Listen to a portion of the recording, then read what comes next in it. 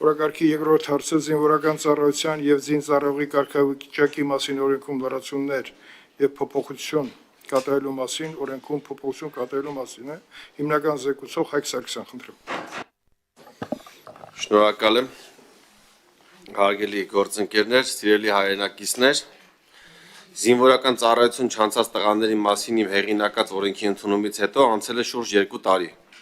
Այժմ ունենք արտասահմանում բնակվող եւ հետախուզման մեջ գտնվող ավելի քան 1200 հայրենակից տղաներ, ում 27 տարին լրացել է իմ նախորդ օրենքի ընդունումից հետո։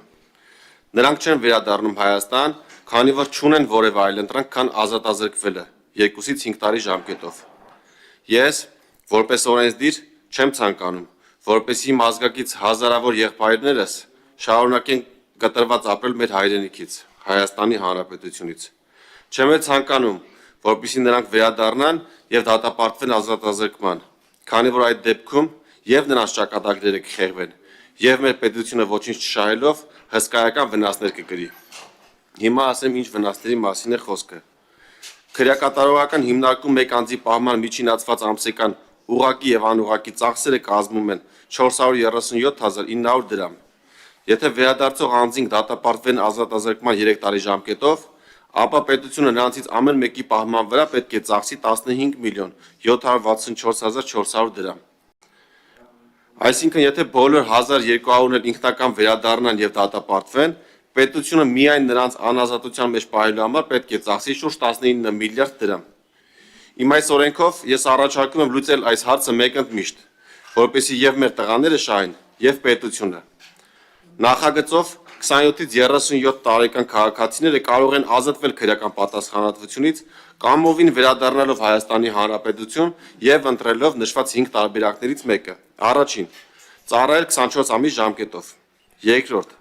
ծառայել 12 ամիս ժամկետով եւ պետական բյուջե վճարել 2.5 միլիոն դրամ։ Երրորդ՝ ծառայել 6 ամիս ժամկետով եւ պետական բյուջե վճարել 5 միլիոն դրամ։ Չորրորդ՝ ծառայել 1 ամիս ժամկետով եւ պետական բյուջե վճարել 10 միլիոն դրամ։ Եվ 5-րդ՝ զինվորական ծառայության փոխարեն պետական բյուջե վճարել 15 միլիոն դրամ։ Նշեմ, որ իմ նախորդ օրենքի ընդունումից հետո 2024 թվականի փետրվարից մինչև 2025 թվականի օգոստոսի 1-ը 17 ամիսների ընթացքում օրենքից օգտվել է շուրջ 200 քաղաքացի։ Նրանք վճարել եւ կամ ծառայել են զինված ուժերում, հաշվառվել պահեստազորում, պետական բյուջեի մուտքագրվել շուրջ 2 միլիարդ դրամ կամ 5 միլիոն դոլար գումար։ Սա նշում եմ օգոստոսի 1-ի դրությամբ, այժմ այդ թիվը անհամեմատ ավելի մեծ է։ Այսինքն ակնկալվում է, որ մեր հայրենակիցները կօգտվեն օրենքից, նրանց մի մասը կվերադառնա Հայաստանի Հանրապետություն,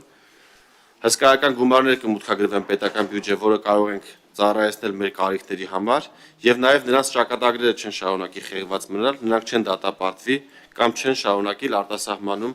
մնալ այլ կարգավիճակով եւ կվերականգնվի նրանց կապը Հայաստանի Հանրապետության հետ եւ նաեւ կհամալրվի պահեստազորը։ Այսինքն կշահեն թե մեր արտասահմանում բնակվող տղաները, թե նրանց ընտանիքի անդամները, ովքեր կտրված են շատ հաճախ նրանցից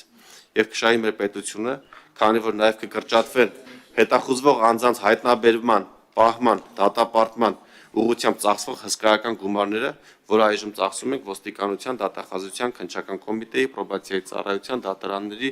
եւ այլ պետական կառույցների աշխատակիցների այս ուղղությամբ տարվող աշխատանքների ուղղությամբ։